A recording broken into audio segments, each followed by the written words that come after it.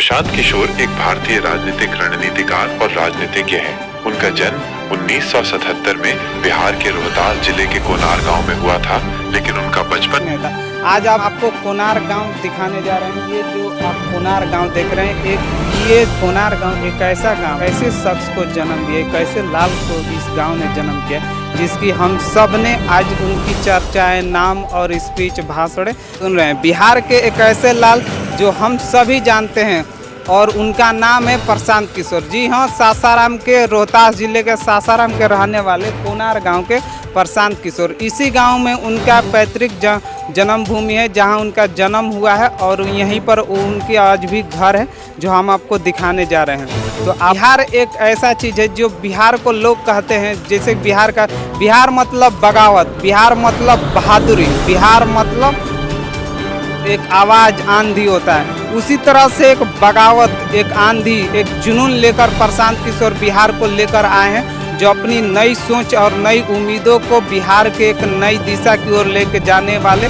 प्रशांत किशोर। इसी गांव में उनका जन्म हुआ था।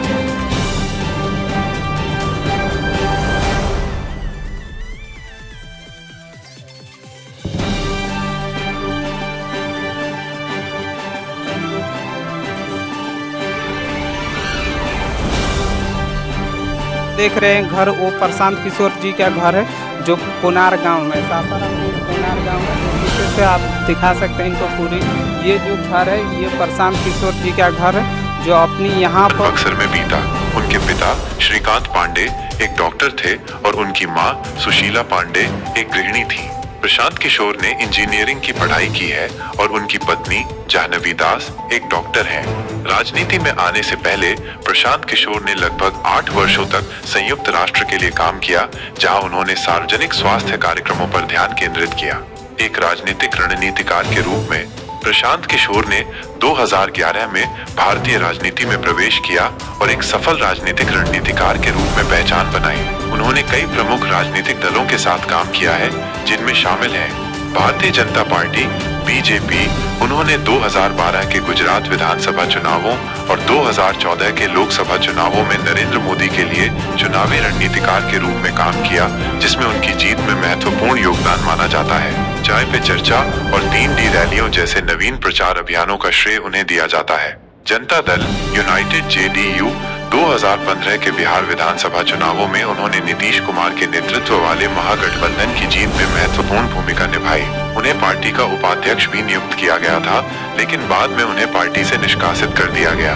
इंडियन नेशनल कांग्रेस INC, उन्होंने पंजाब विधानसभा चुनाव 2017 में अमरिंदर सिंह की जीत में मदद की, लेकिन उत्तर प्रदेश विधानसभा चुनाव 2017 में कांग्रेस के लिए उनकी रणनीति सफल नहीं रही।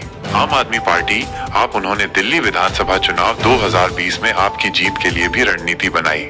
YSR कांग्रेस पार्टी YSRCP, उन्होंने 2019 के आंध्र प्रदेश विधानसभा चुनावों में जगन मोहन रेड्डी की बड़ी जीत में महत्वपूर्ण भूमिका निभाई। द्रविड़ मुनेत्र कड़गम DMK और अखिल भारतीय तृणमूल कांग्रेस TMC, उन्होंने तमिलनाडु विधानसभा चुनाव 2021 में DMK और पश्चिम बंगाल विधानसभा चुनाव 2021 में TMC की जीत के लिए भी रणनीतिक सलाहकार के रूप में कार्य किया।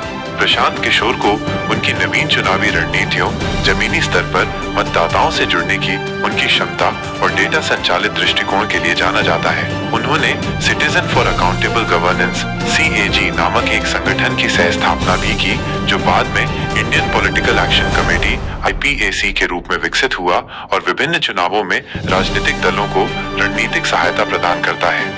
एक राजनीतिज्ञ के रूप में, एक राजनीतिक रणनीतिकार के रूप में वर्षों तक काम करने के बाद प्रशांत किशोर ने सक्रिय राजनीति में प्रवेश करने की इच्छा व्यक्त की है।